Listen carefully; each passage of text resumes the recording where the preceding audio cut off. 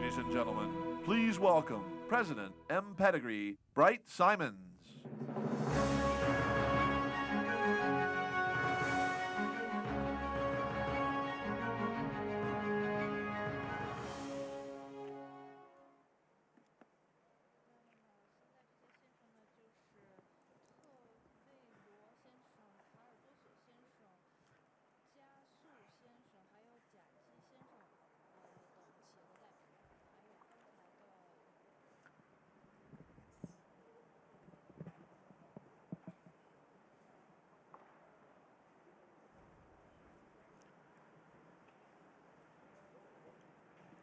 It's been an amazing day so far, and I'm excited to see the energy in the crowd completely undiminished. I'm definitely spurred on because, as far as I'm concerned, this is the greatest panel of the summit. Digital innovation and how it connects to youth, entrepreneurship, and the rest of it can definitely not be underestimated if you are talking about the energy of the continent. How can we talk about the energy of Africa if you're not talking about innovation in Africa? And if you're not talking about innovation in Africa, how can we talk about transformation in Africa? Before we begin this panel, and before I ask my amazing panelists to share their insights, I have three points that I believe frames this discussion. And I think the frame of this discussion about digital innovation and innovation in general is about risks and opportunities. So the first one is the point about computing power, which very often is used as a proxy for digital in general, so computing power. In 1974, the President of the United States of America, then the most powerful man in the world, and today the most powerful man in the world, had less computing power at his disposal than 25% of Africans today. That's the reality. 25% of Africans today who have access to smartphones have access to more intelligence, have access to more communications capabilities, and have access to more computing generally than the most powerful person in the world in 1974. Clearly, that's the opportunity. Great things can happen. Remember, though, that our GDP per capita in Africa today is 10% less than it was in 1974.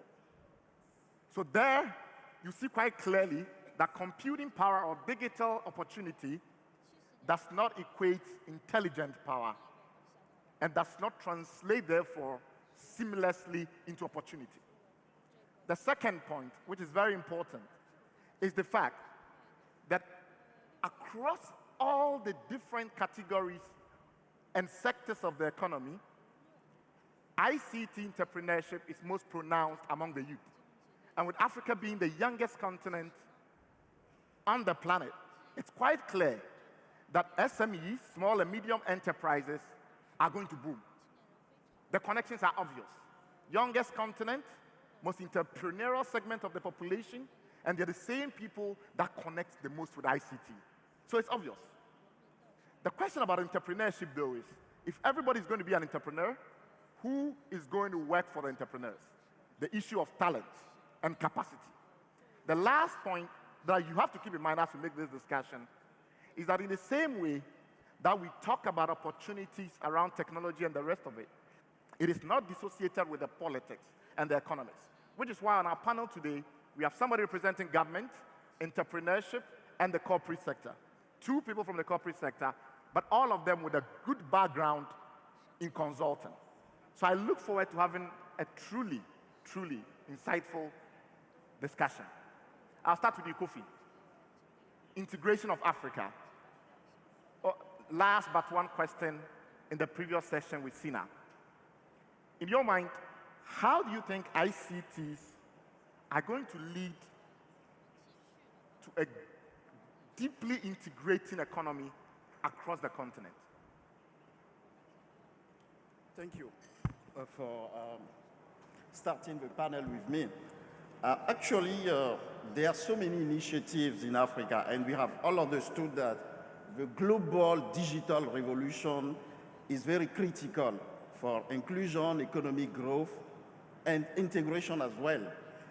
And African countries should not remain on the sideline.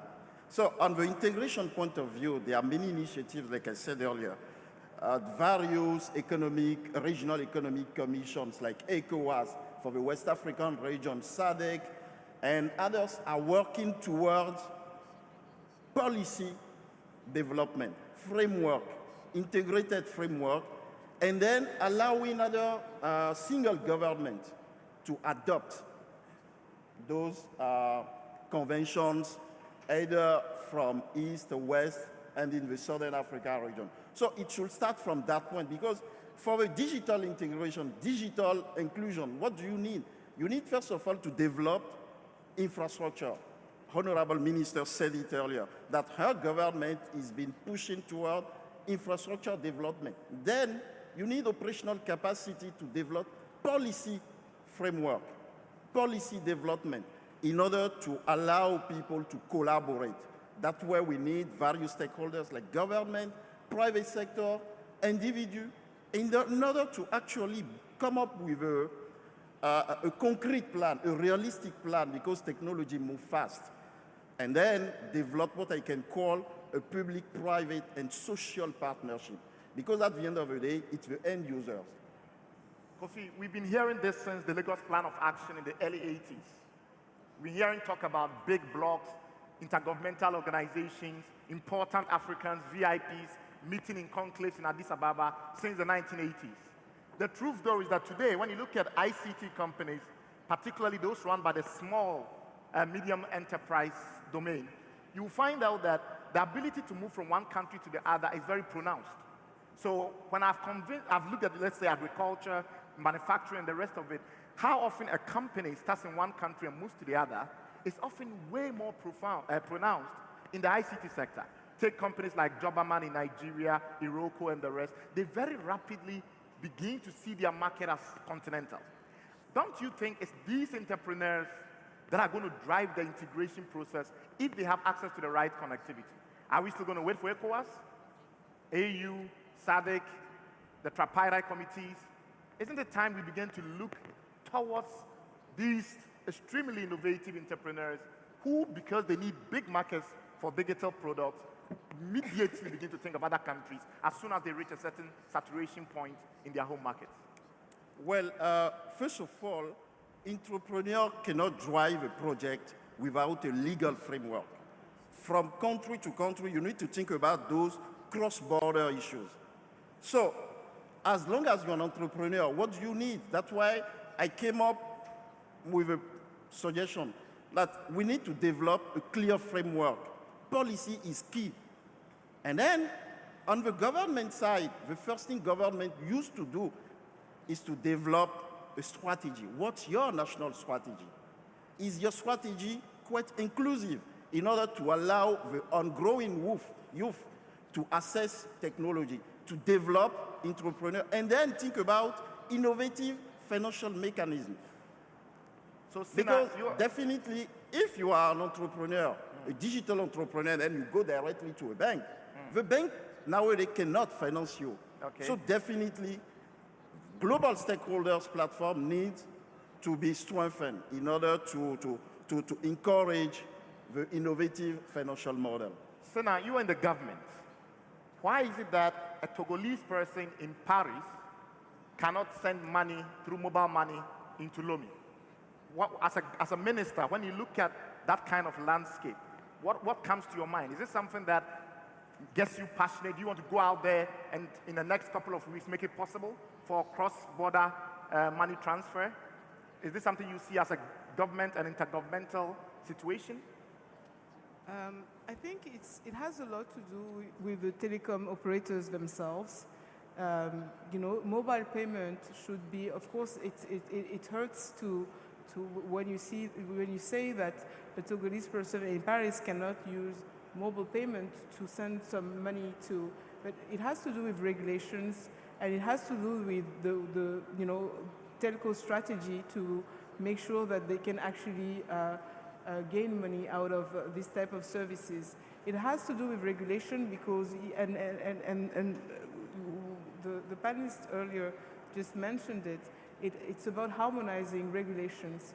Today, even if we had the political will in Togo to do so, we would need to work, if the Togolese is in France, to work with the French government or the EU in terms of regulation to set the right regulations in place to make sure that our payment system is sufficiently secure. There are lots of things that needs to be done, and we need to work with telecom operators so that they develop that kind of services. But I think that, you know, when you're talking about African integration, there are lots of things, of course, that we need to do in terms of policies, in terms of regulation, but also look at today's panel. We're speaking in English.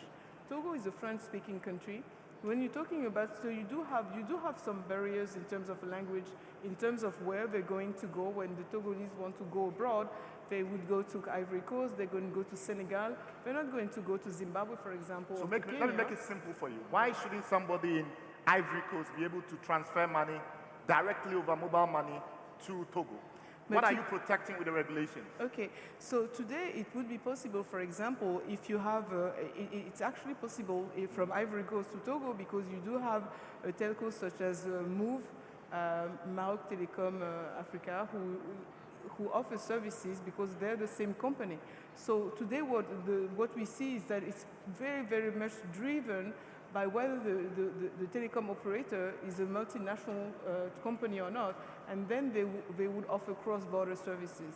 It has very little to do with what the government would do. And in the case of Ivory Coast, because we have the same currency, the CFA francs, it makes it even easier. I guess that it would be more difficult if we had to transfer money within Africa with another type of financial, system.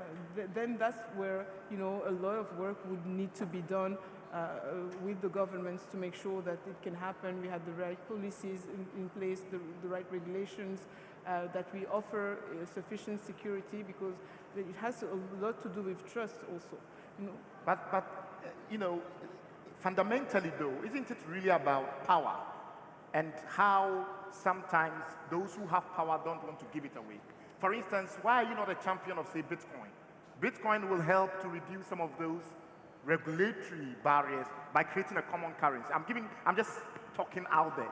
Yeah, but the power issue, it may not be from the Togo side, because earlier I said Togo has 6.5, 6.6 million inhabitants. So clearly the market is very small. So our vision is to become a hub. So we would be the one pushing for people to come in Togo and Togolese to be able to go abroad. So what happens is the perception. A country like Nigeria, for example, from its viewpoint, it doesn't need Togo. So it's more about that. But I think that there's a lot of things that have been, we've been working a lot around these issues for this past decade. Within YMU, UMOA, and ECOWAS, to make sure that we remove that kind of, artificial barriers. So Daniel, you're not a telco, but you sell the equipment to the telcos that enable their services. And Cina is almost subtly and diplomatically, but definitely blaming your customers for not being innovative enough. And I've also heard young entrepreneurs and innovators in Africa say the telcos are standing in the way. Are your customers standing in the way? Thank you very much for giving me the challenge of stepping into somebody else's shoes. I would not say immediately that they're standing in the way, but of course it is a complex system. Regulation definitely plays a role, but yes, it is also a question of what the operators can do and what they want to do, what is the highest on their priority list for Africa in these days. I think when we just start talking about the network as such, not just because that's what we do for a living, because I think we all agree the network is a fundamental underlying infrastructure of everything that happens. Not just you want to talk to somebody, or to stick to the example that you used, if you want to send money from A to B, you need an underlying network. And if we look back a couple of years, and probably 10 years, then I think we can see that a lot has happened in terms of investment in infrastructure in Africa, by the operators, but of course also by governments and other institutions. So it was a nice mix of different investors. Just please think back when the submarine cables started to arrive around Africa, which we today take completely for granted, but I remind you on what was the price for international connectivity before they arrived, because the price was high up in the air compared to what is the price for connectivity before, because satellite was the only connectivity that was there, which was much, much more expensive than the submarine cables. And then what happened as a next step was to build the fiber optical backbones, starting from the landing points where the submarine cable is coming out of the water, to bring this connectivity into the inland of the continent, in particular, of course, more and more, and takes longer and longer to get deeper and deeper to the really landlocked countries in the center of the continent. And then the access networks is the last part of it, where today we have some fiber to the home deployments, very, very limited still in Africa, but they're starting. We have quite some places where operators started to play with LTE as a technology that is definitely going to play a bigger role in the world, but also in Africa on the way forward. So I'm not saying everything is fine.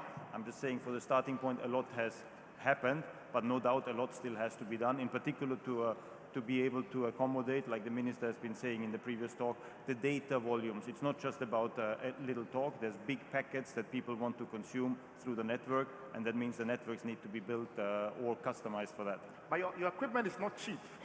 So clearly, if there wasn't a lot of profit in this industry, you wouldn't be doing such brisk business on the continent. Now, the question that a lot of people think about is, when we look at these giant industries, typically, from an innovator point of view, from an entrepreneurial point of view, disruption is the way forward. When you look at your customers, your mainline customers now, a lot of them are telcos. People think their days are numbered. What do you think in Africa? I think the challenge for the operators is absolutely there. When you say that days are numbered, I'm sure you're referring to the fact that for quite some time, voice revenues have been the by far biggest part of all the operators on a global scale. I think Africa is not that much different from that. And while they have started to have a higher share of the business in data, other things have come up, like first Skype and then WhatsApp calling, which is eating heavily into the But they still provide the connectivity for it, though. Exactly, but this is where the model will come a bit to an end, because what the system somehow is giving the role to the operators today to provide the networks, and that's what they do, but at the same time an important revenue out of these networks is slowly but surely, I'm not saying disappearing, but definitely going down. So there is an interesting challenge coming up. You might have seen it yesterday, it was in the news with one operator that has been striking a deal with Google on a partnership, for example, on how to share revenues for certain content that goes over the network. So I would not say the days of the operators are numbered, but definitely also the operators need to change, will go through a change in their business model in order to survive, even if it will be in a slightly different way. Ernest, you are an entrepreneur. Are these people in your way? So we've got big corporates, we've got government, you know.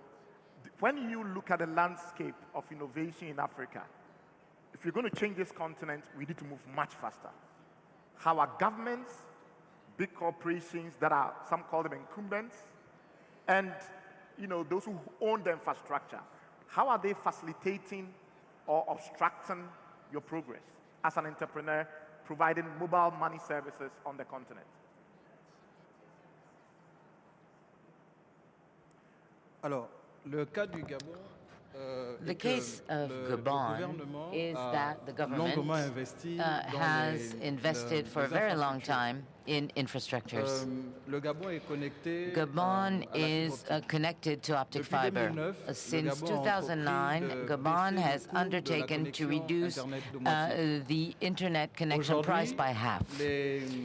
And today, this gives us the possibility to stay on the phone longer.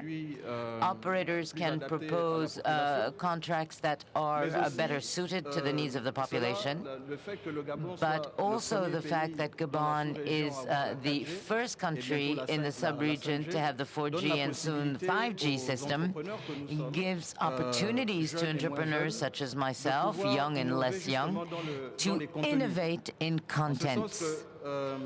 Insofar as from now on, we will be able to create more content, more apps, such as the one that you have designed, which is brilliant.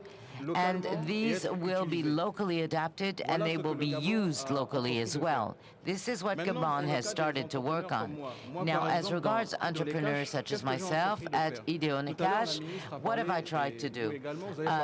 The minister earlier on brought up the topic, as well as you more recently, difficulties.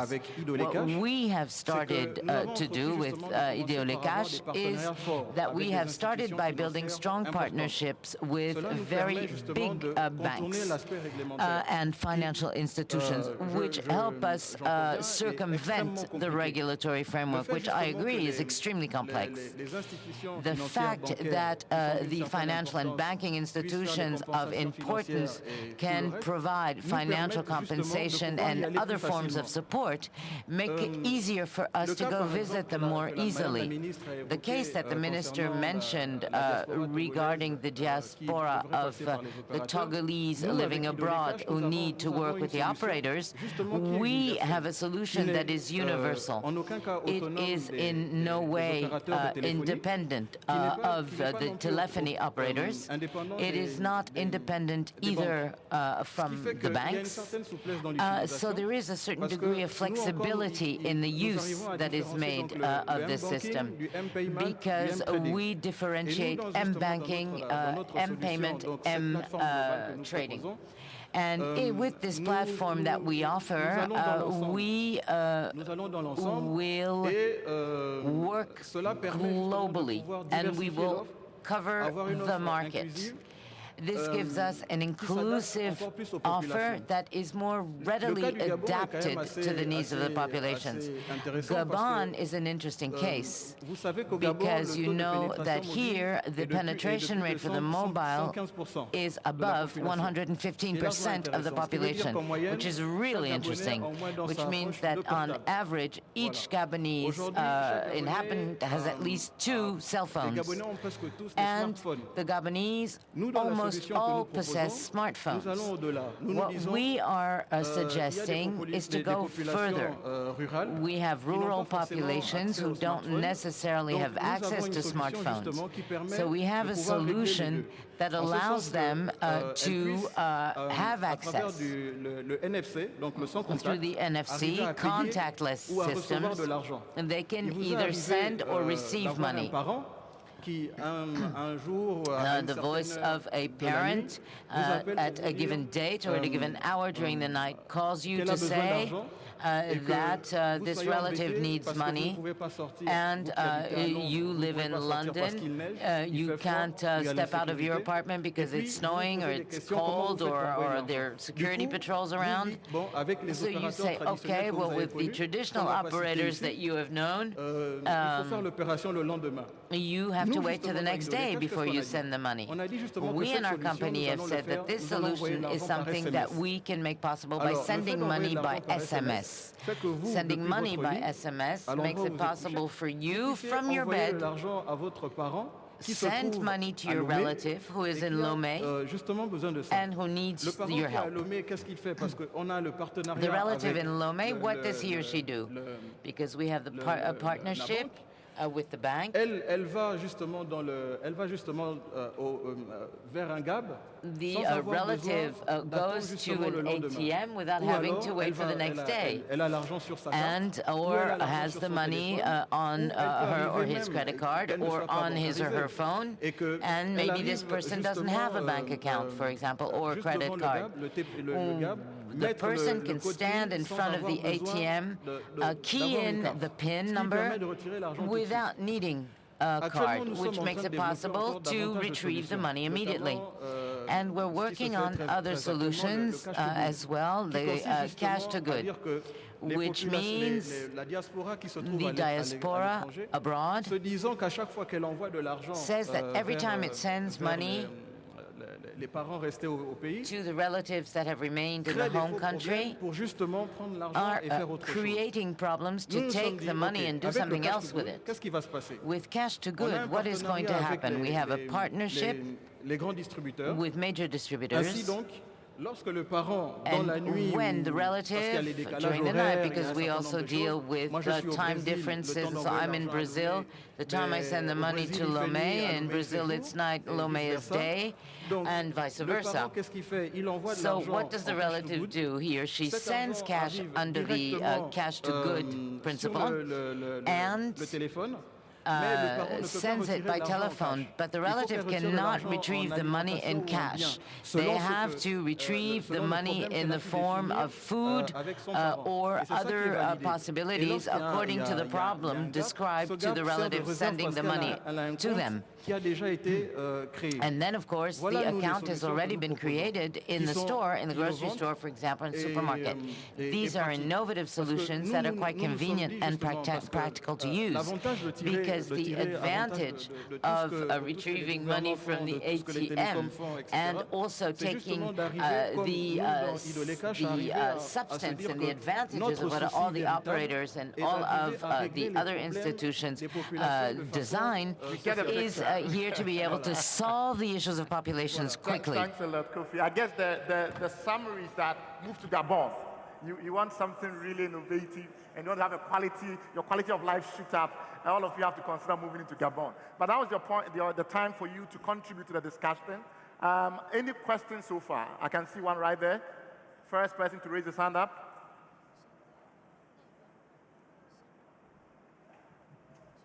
Bonjour.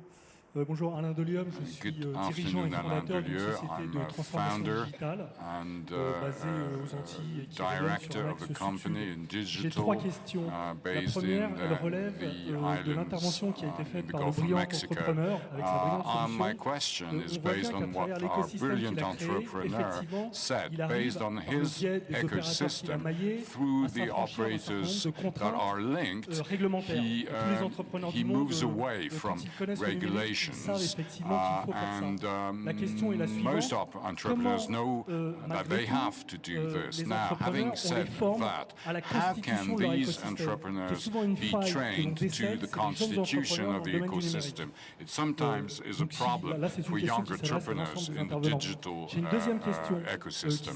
Second question for Mrs. Minister.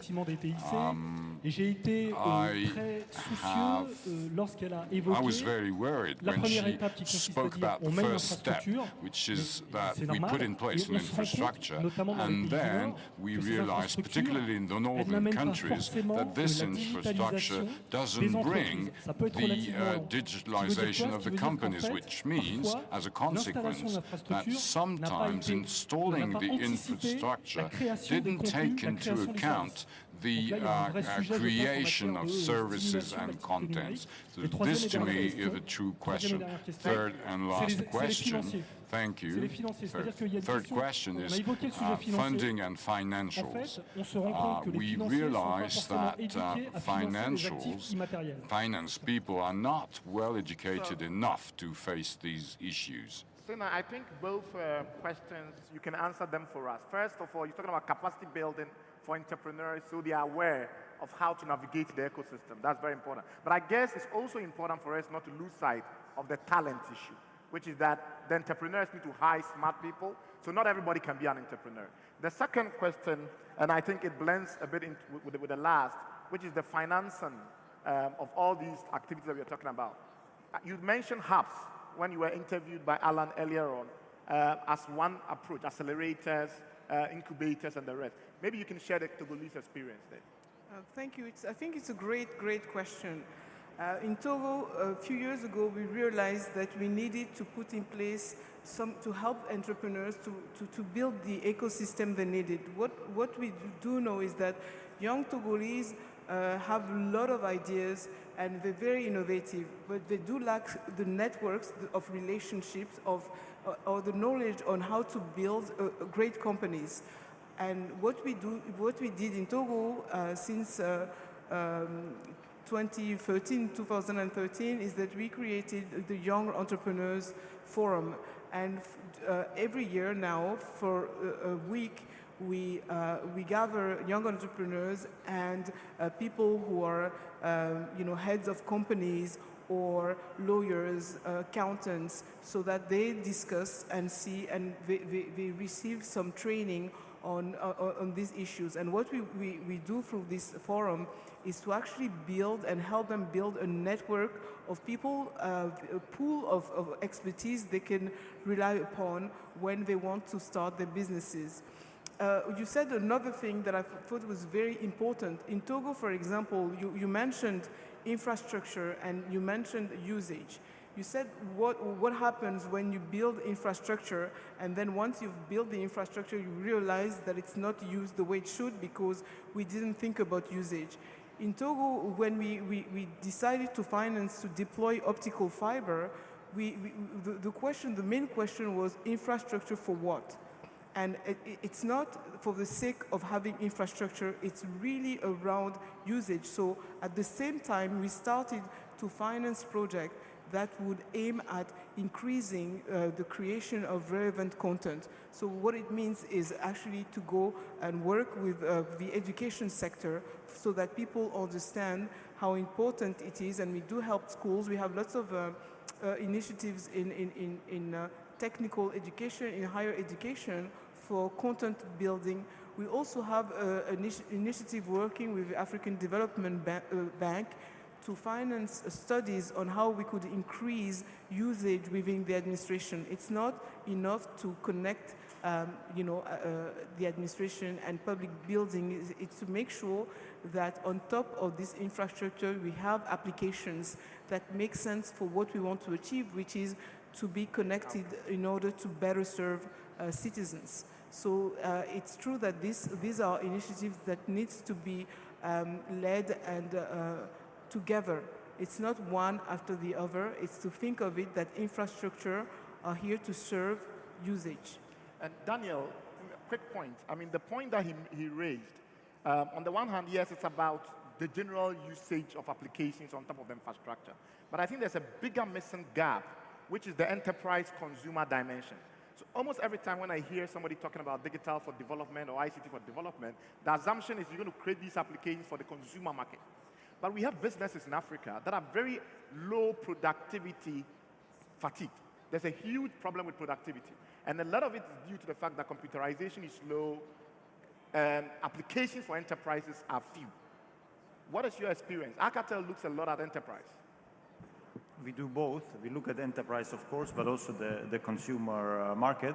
But I agree completely. Let me just underline that first, what you just said, Minister, on the going together between the network, the requirements on the network, and the application. We see it actually more and more. It was a bit disconnected before, and probably for a good reason, because the applications were not sophisticated at all a few years ago. So you had a normal network, and you basically could put things on the network without making a too big impact. But with the role of data traffic growing, with the importance of applications also for the pure volume that it generates and traffic on the data networks, these things need to go much closer together. But at the same time, also the technology becomes more and more intelligent in terms of, without going into details, DPI, like deep packet inspection, where you can use technology to make sure that this traffic that is put on the network, generated by apps or by services, is done so in the smartest way. But indeed, we see it more and more coming together, that really, I'm not saying purpose-built networks, but it has to be very much considered, what do I want to do with this data network in order to design it properly. And that applies even more, answering your question, on the enterprise, where you do much more of a customization of a specific connection or a network that you build for some enterprise user, for example. Thank you. More comments? Ooh. Okay, the gentleman at the back, yes. Number 3, right? No, yeah. Merci. Thierry Minko. Thank you, Thierry Minko, member of the first association of students in Gabon named NUBEC. My question is for young generation, to the African leaders.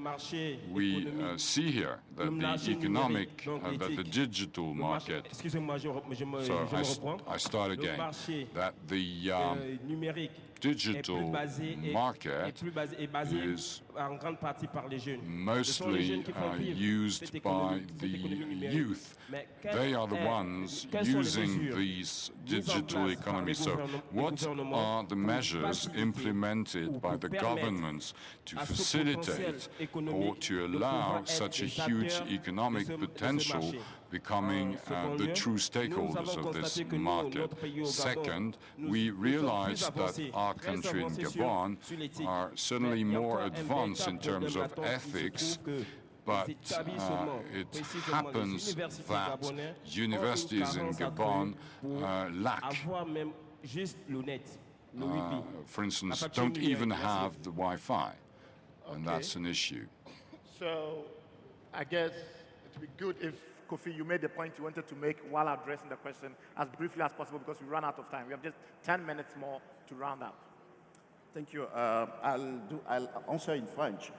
First of all, allow me just to spend 1 minute coming back to the entrepreneur presentation. Donc, comme je vous l'ai dit, il y a un intervenant. All right, as we said, someone said it's good to go away from the regulations, but if you want to have a sustainable model, this is impossible. Why? Because digital development allowed for, particularly in Kenya, allowed for financial inclusion, and there's been a partnership in between the different regulatory bodies, the telecom authorities and the financial authorities. At one moment, central banks have to come in the system because it's a one ecosystem. And for this ecosystem to work properly, there has to be a good dynamics in between the different stakeholders. So I do not believe that an entrepreneur can get rid of regulatory constraints. Before working where I worked a lot with governments to help them define strategies. How do small-scale entrepreneurs deal with these complex and, quite frankly, expensive regulations? What is your proposal? My proposal, it's just to find out how to come up with an innovative model. The best thing is how entrepreneurs can come up with a business model. And then in their business model, how to get engaged government policymakers, because it's key, policy is key. And you cannot drive a sustainable strategy without policy. So coming back to the last question, what type of measure people or government or various stakeholders need to put in place in order to allow on growing youth to have access? Minister said they are working toward incubator. There's a great model, a successful model in Senegal, CETIC Dakar, led by the private sector, bringing together various players like World Bank, government, and they are trying to create a dynamic around the incubator. Not to incubate, not to assist forever, but at least you know that, okay, there are sub-criteria. And then, as long as you match those criteria, there's a time frame for your incubation. And after that time frame, you drive your company alone. Then you contribute to the socio-economic development of the country. Thank you, Koffi. We have time for 3 questions. We will take them together and try and answer them. We want some gender balance, please. Lady at the back.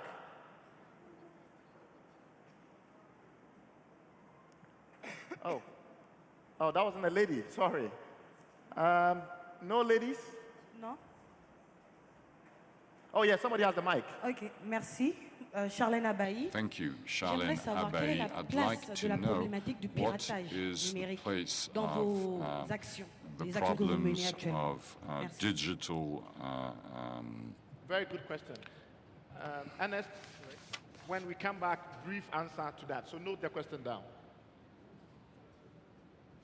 Lady at the back, please. Jennifer Nepsia, bonsoir. That was the first Alors, question. je voulais poser la question de So savoir, the question is about au niveau du hacking, Gabon, aujourd'hui, on digital profite de hacking. la fibre Second optique, question mais c'est plus dans for l'administration. Gabon. Et il y a une fluidité, In par exemple, the depuis hier, public on arrive à se sector, connecter, tout ce temps que nous sommes we ici. can connect Maintenant, je voulais quite savoir à easily, quel niveau de but la I politique, wanted to know au niveau des foyers, dans les différentes for maisons de Gabonais, comment est-ce housings, qu'ils pourraient how utiliser can la fibre optique? Gabonese use the optical fiber? Good and brief. Looks like both questions are suited to you, Ernest.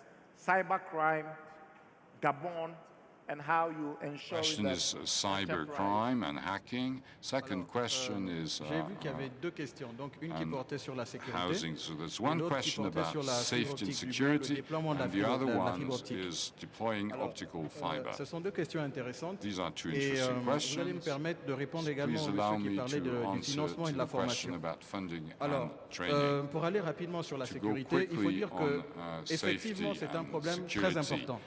La sécurité est même le problème central, c'est-à-dire que It is vous true ne to pouvez say pas, that pour le this cas par is exemple du m-banking the ou du central m-payment issue. ou When you're toute talking solution about qui m-banking amène and ou une m-payment, solution standard de any transfert d'argent solutions when qui you amène transfer à pouvoir money, faire ce genre de choses and when sans you do that, you have mettre la to sécurité have, qu'il of faut. course, D'abord parce que a, la sécurité rassure.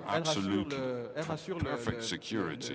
le Firstly, client, celui because qui envoie, of comme course celui the qui reçoit. customer, Parce que, being vous savez, the par exemple, receiver or the lorsque l'on se sender, retrouve is reassured. dans l'informel, pour prendre par When you exemple are le in cas the de ce qui se passe au virtual Gabon, world, dans for l'informel, instance, on in trouve des Gabon, réseaux de you commerçants can qui find se passent des coups de fil network d'un of, endroit à un autre, shops et puis qui disent, where bon, they, écoute, j'ai reçu de l'argent de call telle themselves personne, to one il va another and venir they avec le say, numéro they X, phone and c'est they ce say, numéro, well, c'est I le have numéro X received qui the va se money présenter, tu from lui donneras tel this montant. person, Mais he on a vu has aussi des this cas, parce number, que j'ai please étudié give him ce genre de this choses sur le amount. terrain. On a vu des cas Now, où I've justement, been une fois on que the c'était fait, field la personne to disparaissait parce see que le montant that était was intéressant, done. important. But once that was Donc, done, this person effectivement, would la question totally sécuritaire est disappear. très So importante. coming back to On ne this peut pas faire safety and security issue, d'application it is of utmost importance. financière sans mettre la You question cannot centrale de la sécurité. have financial apps Effectivement, on ne peut pas without faire non plus security.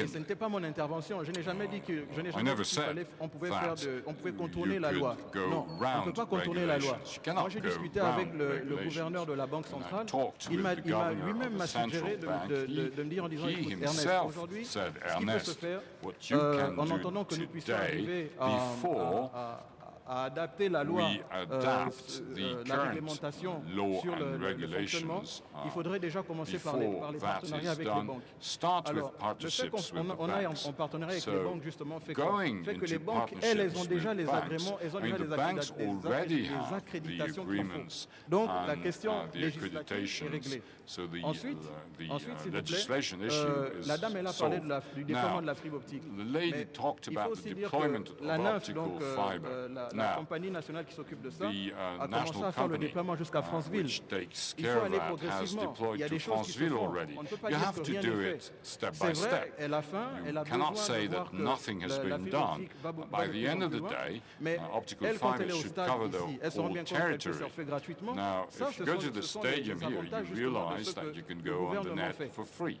Alors, This is what the une government minute, s'il vous already plaît, une does. minute, And then pour one more répondre à la minute question to financière, answer parce to que the elle me concerne financial and directement. funding Ok, question. quelques secondes. A La few question seconds, financière, then. justement, qu'il évoquait est très importante. The funding, Parce que financial on se rend bien question compte que is lorsqu'on est porteur importance. justement de projets en When nouvelles technologies, you have new notamment projects financières, et in qu'on new veut aller justement vers technologies, des based around opérateurs, finance. And when les you go opérateurs de to téléphonie the comme les operators, banques sont parfois réticentes. Elles telephony nous prennent operators, souvent pour leurs sometimes they concurrents, look at alors que us nous ne sommes pas and des say that concurrents, nous we sommes are des partenaires. competitors. No, Voilà ce que we're j'avais not à dire. competing with them. We are vous remercie. partners. We've Thank you completely run very out of much. time. Just 3 more minutes left. Cina, I'm going to give you 1.5 minutes out of that to kind of sum up some of the points that were raised that touches upon the role of government for us. And then I will do my final briefing.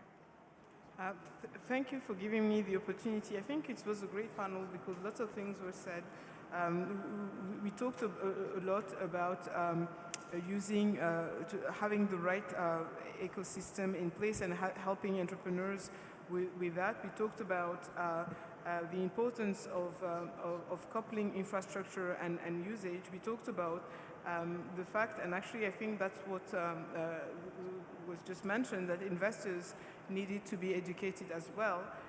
they're not used to finance startups right now or to be, in the digital economy. So there are lots of education that needs to be done for the investors and entrepreneurs.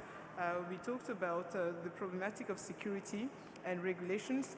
And it's true that sometimes people view regulation as being some kind of a barrier for them to enter a market, but regulation has been made to protect consumers. So it's a key thing. It's not because we want to, as regulators and governments, to annoy young entrepreneurs. It's because we want to make sure that every time another party, consumers, be it consumers, enterprises, or the government is concerned, we need to make sure that we have the right regulations in place to protect them. And I think that talking about infrastructures, it takes time. I mean, we're young countries, we have a lot to do, everybody knows that, and we need to take our time to do things right.